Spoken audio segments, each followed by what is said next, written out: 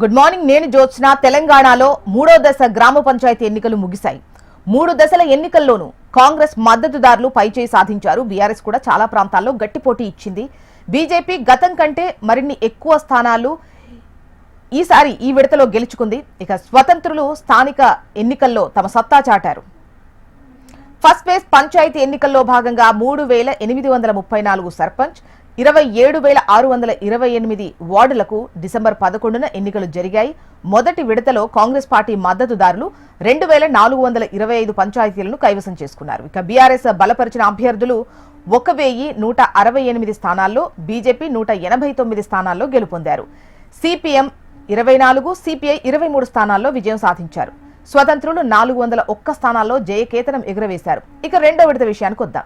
కాంగ్రెస్ మద్దతుదారులు విజయ దుందుబి మోగించారు. ఈసారి కూడా మొత్తం 4,333 స్థానాల్లో సగానికంటే ఎక్కువ గెలిచి ఆధిక్యాన్ని చాటింది. ఇక కాంగ్రెస్ పార్టీ 2,297, బీఆర్ఎస్ 1,191, బీజేపీ 257, ఇతరులు స్వతంత్రులు 578 స్థానాల్లో గెలుపొందారు.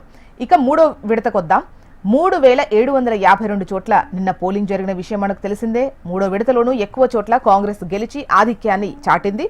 భద్రాద్రి కొత్తగూడెం, హనుమకొండ, జగిత్యాల, జయశంకర్ భూపాల్పల్లి, మహబూబాబాద్, మహబూబ్ నగర్, మంచిర్యాల, నాగర్ కర్నూల్, నల్లగొండ, నిజామాబాద్, పెద్దపల్లి, రంగారెడ్డి, సంగారెడ్డి, సూర్యాపేట, వికారాబాద్, కామారెడ్డి, ఖమ్మం, యాదాద్రి భువనగిరి జిల్లాల్లో అత్యధిక స్థానాలను కాంగ్రెస్ మద్దతుదారులు కైవసం చేసుకున్నారు.